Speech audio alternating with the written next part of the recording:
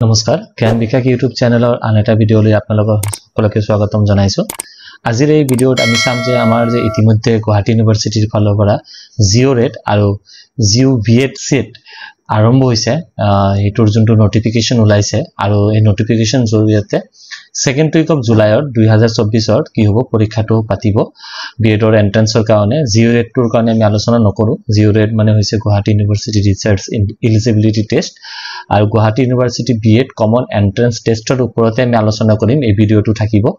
আৰু তাৰ নটিফিকেশনটো কালি ওলাইছে ইয়াৰ দ্বাৰা গুৱাহাটী ইউনিভাৰ্চিটিয়ে কনফাৰ্ম কৰিছে যে জুলাই মাহৰ সেকেন্ড উইকৰ পৰীক্ষা পাতিব কমন এডমিশন টেষ্টটো আৰু তাৰ এডভাৰটাইজমেন্টটো ফাৰ্স্ট উইক অফ জুনত দিয়া হ'ব এটো 24/5 এই নটিফিকেশনটো ওলালে আজিৰ এই ভিডিঅত আমি আলোচনা কৰিম যে গুৱাহাটী ইউনিভাৰ্চিটিয়ে যোনটো বিএড বিএডৰ কাৰণে কমন এডমিশন টেষ্টটো কন্ডাক্ট কৰে তাতে কি দৰকাৰ এলিজিবিলিটি ক্ৰাইটেৰিয়া কি সিলেবাস কি থাকিব এডমিশন প্ৰসেস বৰ কেনেকৈ হয় আৰু কি দৰে আমি ফৰ্মটো ফিল আপ কৰিব লাগিব হেতুৰ ওপৰতে আমি আলোচনা কৰিম আশা কৰো ভিডিঅটো আপোনালোকৰ ভাল লাগিব আৰু যদি ভিডিঅটো ভাল লাগে ভিডিঅটো লাইক কৰিব শেয়াৰ কৰিব আৰু চেনেলটো সাবস্ক্ৰাইব কৰি দিবলৈ নাপাহৰিব সো পলম নকৰাকে আজিৰ এই ভিডিঅটো আমি আৰম্ভ কৰো আজিৰ বিষয়টো হৈছে Guwahati university BEd common eligibility test 2024 so ইতিমধ্যে 24/5/2024 গুৱাহাটী ইউনিভাৰ্চিটি কি কৰিছে গুৱাহাটী ইউনিভাৰ্চিটি নটিফিকেশনটো দিছে আৰু এটা কনফাৰ্ম কৰিছে যে এই বছৰতে কি হ'ব বিএড টেষ্টৰ বিএডৰ কাৰণে কমন এডমিশন টেষ্ট কন্ডাক্ট কৰিব কমন এলিজিবিলিটি টেষ্টটো বা কমন এন্ট্ৰেন্স টেষ্টটো কি কৰিব কন্ডাক্ট কৰিব আৰু তাৰ কাৰণে ফাৰ্স্ট উইক অফ জুনত কি হ'ব নটিফিকেশনটো লাব জুনৰ প্ৰথম উইকত নটিফিকেশনটো লাব আৰু সেকেন্ড জুলাইত কি হয় পৰীক্ষাটো কন্ডাক্ট কৰিব ঠিক আছে সো আমি এই ভিডিঅত জানিব পাৰিম কি এক্সামৰ নামটো আমি সবে গম পাইছো গুৱাহাটী ইউনিভাৰ্চিটি কন্ডাক্ট কৰিব বিএড ডিগ্ৰীৰ কাৰণে আৰু লগতে অনলাইন এপ্লিকেশন কেতিয়া আৰম্ভ হ'ব ফাৰ্স্ট উইক অফ জুনত আৰম্ভ হ'ব আৰু এক্সামৰ ডেটটো ইয়াতে টেন্টেটিভ ডেট দিছে সেকেন্ড উইক অফ জুলাই দিছে মোড অফ এক্সাম অফলাইন হ'ব আৰু এপ্লিকেশন ফিজটো কিমান হ'ব 1700 probably 1700 যোৱা বছৰতে 1700 আছিল সো probably আপুনি ভাবিব পাৰে যে 1700 হ'ব লাগে আৰু ইয়াতে কিমান মাৰ্কৰ পৰীক্ষা হ'ব total 400 mark number of question কিমান আহিব 100 কোৱেশ্চন প্ৰতিটো কোৱেশ্চনৰ কাৰণে কিমান মাৰ্ক থাকিব 4 মাৰ্ককে থাকিব লগতে 120 মিনিটৰ ইয়াৰ এক পৰীক্ষাটো হ'ব তাৰমানে 2 ঘণ্টাৰ পৰীক্ষাটো হ'ব আৰু কোৱেশ্চন বোৰ্ড সব এমসিকিউ কিউ টাইপ থাকিব মানে মাল্টিপল চয়েস কোৱেশ্চন থাকিব আৰু কেইটা সেকশন সিলেবাসত কেইটা পাৰ্ট আছে সিলেবাসত 4টা পাৰ্ট আছে ইয়াতে এটা মন কৰিব লগা কথা হল যে ইয়াতে নেগেটিভ মাৰ্কিংও থাকিব নেগেটিভ মাৰ্কিং yes আমি মই যেতিয়া দিছিলো তেতিয়া নেগেটিভ মাৰ্কিং একে আছিল আৰু যোৱা বছৰতো নেগেটিভ মাৰ্ক পাৰ ৰং কোৱেশ্চনত 1 মাৰ্কে কাটিছিল তো নেগেটিভ মাৰ্কৰ ওপৰত আপোনালোকে ধ্যান দিব আৰু এই সিলেবাসৰ প্ৰতিটো কন্টেনৰ ওপৰত আমাৰ অলৰেডি ভিডিঅবোৰ আপলোড কৰা আছে যদি আপোনালোকে এই ভিডিঅবোৰ চোৱা নাই পেডাগজিৰ পাৰ্টৰ বহুত কেইটা ভিডিঅ আমাৰ এই চেনেলত আপলোড কৰা আছে আপোনালোকে গৈ পেলাই এই ভিডিঅবিলাক চালে তাৰ পৰা অলপ হলো আইডিয়াটো পাব তো ইয়াতে কৈছে যে জিও বিএড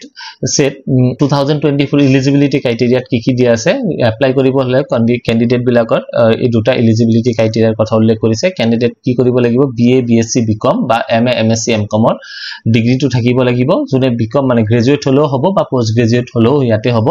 ৰিজাৰ্ভ মানে আনৰিজাৰ্ভ মানে জেনাৰেল ক্যান্ডিডেটৰ কাৰণে 50% মাৰ্কস থাকিব লাগিব অন এন এভাৰেজ 50% ইন দিয়াৰ কোৱালিফিকেশন ডিগ্ৰী আৰু 45 মাৰ্কস কাৰ কাৰণে থাকিব লাগিব এসসি এসটি ওবিসি পিডব্লিউডি ক্যান্ডিডেটৰ কাৰণে থাকিব লাগিব আৰু ইয়াতে এন্ট্ৰেন্স এক্সামৰ প্যাটাৰ্নটো কেনেকুৱা হ'ব এন্ট্ৰেন্স এক্সামৰ প্যাটাৰ্নটো মই কলো 400 মাৰ্কসৰ হ'ব তাৰ ওপৰত কি 100 মাল্টিপল চয়েস কোৱেশ্চন থাকিব 4 মাৰ্কে পাৰ কোৱেশ্চনৰ 4 মাৰ্কে থাকিব আৰু যদি কোনো ক্যান্ডিডেটে ভুল অ্যাটেম্প কৰে ৰং কোৱেশ্চনৰ কাৰণে 1 মাৰ্কে ডিডাক্ট হ'ব ইয়াতে কৈছে total mark 100 total question total mark 400 total question 100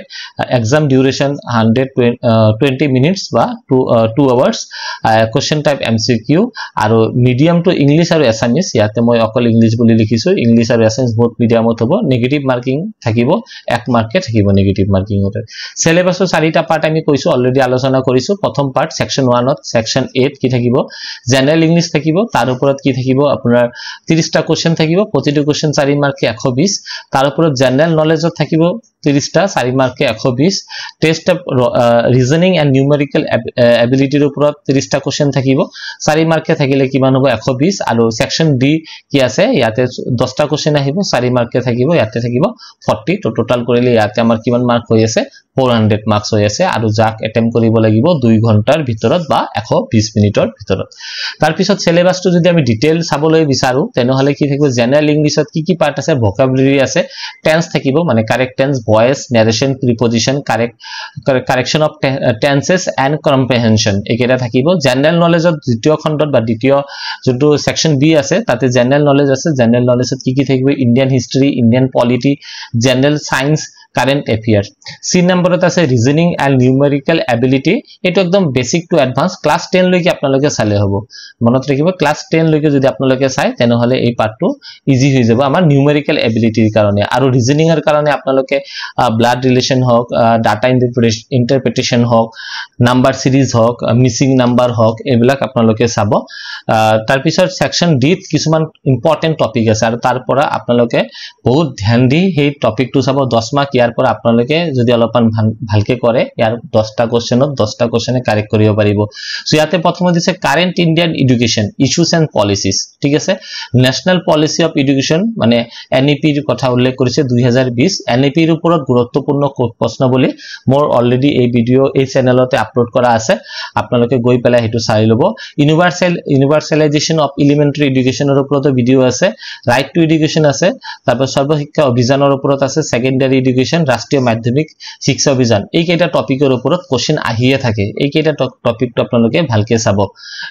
তেনেহলে আপোনালোকে গম পালে প্ৰথম সেকশনত আছে জেনাৰেল ইংলিশ দ্বিতীয় সেকশনত আছে জেনাৰেল নলেজ তাৰ পিছত আছে ৰিজনিং এন্ড নিউমেৰিক্যাল এবিলিটি আৰু সেকশন ডি আছে কন্টেইনিং দা ফলোইং টপিকস সেইকাৰণে সেকশন ডি টো কোনো পাৰ্টিকুলাৰলি নাম মেনশন কৰা নাই টপিক কেইটাৰ নাম উল্লেখ কৰি দিছে আকৌ এবাৰ কৈছো কি আছে কাৰেন্ট ইন্ডিয়ান এডুকেশন তাৰ ইস্যুস এন্ড পলিসিস তাৰ পিছত আছে এনইপি আছে ইউনিভাৰ্সালাইজেশন অফ এলিমেন্টাৰী এডুকেশন আছে ৰাইট টু এডুকেশন সৰ্বশিক্ষা অভিযান আছে সেকেন্ডাৰী এডুকেশন আছে ৰাষ্ট্ৰীয় মাধ্যমিক শিক্ষা অভিযানৰ ওপৰতে আছে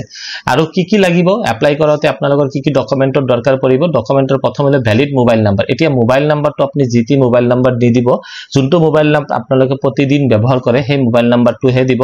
লগতে পাস সাৰ্টিফিকেট আৰু মাৰ্কশিটটো লাগিব ঠিক আছে আপুনি গ্ৰেজুৱেচন যদি কমপ্লিট কৰিছে গ্ৰেজুৱেচনৰ পাস সাৰ্টিফিকেট আৰু মাৰ্কশিট লাগিব আপোনালোকে যদি পোষ্ট গ্ৰেজুৱেচনৰ কমপ্লিট কৰিছে তেনে পোষ্ট গ্ৰেজুৱেচনৰ পাস সাৰ্টিফিকেট আৰু মাৰ্কশিটটো লাগিব এতিয়া পাস সাৰ্টিফিকেটটো কিন্তু ম্যান্ডেটৰী হয় যদি আপোনালোকে ওলোৱা নাই তেতিয়া এতিয়াই আপোনালোকে গুৱাহাটী ইউনিভাৰ্সিটিৰ ৱেবসাইটত গৈ পেলাই অনলাইন এপ্লাই কৰি পেলাই পাস সাৰ্টিফিকেটটো উলাই লব লগতে দিছে কাষ্ট সাৰ্টিফিকেট যদি কোনোবাৰ এসসি আছে বা ওবিসি আছে তেনেহলে হিহঁতৰ কাষ্ট সাৰ্টিফিকেটটো লাগিব ক্যান্ডিডেটস পাসপোৰ্ট সাইজ ফটো লাগিব ফটোৰ যোনটো সাইজ হ'ব এই সাইজটো এডভাৰটাইজমেন্টত উল্লেখ থাকিব এতিয়া আমি মইতো ক'ব নোৱাৰো কিমানখিনি থাকিব এটো কিমান এমবি বা কিমান বাই কিমান ফটোটো হ'ব লাগিব এটো পিছত গৈ পেলাই আমি জানিব পাৰিম আৰু ক্যান্ডিডেটৰ সিগনেচাৰটো তাতে লাগিব তো ইয়াতে কৈছে এডমিশন প্ৰসেছত কি আছে প্ৰথমতে এনাউন্সমেন্ট অফ নোটিফিকেশন আমাৰ যোনটো টেষ্টৰ নোটিফিকেশনটো ফাৰ্স্ট উইক অফ কি হ'ব ফাৰ্স্ট উইক অফ জুনত আমাৰ ওই নোটিফিকেশনটো লাব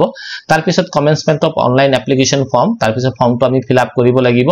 বিএড এন্ট্ৰান্স টেস্ট আমাৰ দিব লাগিব বিএড এন্ট্ৰান্স টেস্ট দিয়াৰ পিছত তাতে আমাৰ মেৰিট লিষ্ট ইউনিভাৰ্সিটিৰ ৰিজাল্টটো দিয়াৰ পিছত আমাৰ মেৰিট লিষ্টটো লাব মেৰিট লিষ্টত ওলোৱাৰ পিছত কাউন্সেলিং প্ৰসেস মানে আমি বিভিন্ন কলেজবোৰত যেনেকে 5টা কলেজত আপুনি এপ্লাই কৰিব পাৰিব আৰু যোনটো 5টা কলেজত যে এপ্লাই কৰিলে হিয়তে কি কৰিব কলেজবোৰে কি কৰিব মেৰিট লিষ্টটো দিব তাৰ পিছত মেৰিট লিষ্টটো যদি যোনটো কলেজত আপোনাৰ সিলেকশনটো হয় সেই কলেজত অফলাইন এডমিশন আপুনি লব পাৰিব আৰু তাৰ পিছৰ পৰাই ক্লাছবোৰ আৰম্ভ হ'ব তো আশা কৰিছো ভিডিওটো আপোনালোকৰ ভাল লাগিছে যদি ভিডিওটো ভাল লাগে ভিডিওটো লাইক কৰিব শেয়াৰ কৰিব আৰু চেনেলটো সাবস্ক্ৰাইব কৰি দিবলৈ নাপাহৰিব আৰু চেনেলটোৰ জৰিয়তে আমি যিমানখিনি পাৰো এই বিএড এন্ট্ৰান্স টেষ্টৰ ওপৰত আমি ভিডিওবোৰ বনাই থাকিম পেডাগজি হওক তাৰ পিছত জেনাৰেল ইংলিশ হওক জেনাৰেল নলেজ হওক অলৰেডি কিছুমান ভিডিও আপলোড কৰা আছে আপোনালোকে গৈ পেলাই সেই ভিডিওবোৰ চাই লব থ্যাংক ইউ ধন্যবাদ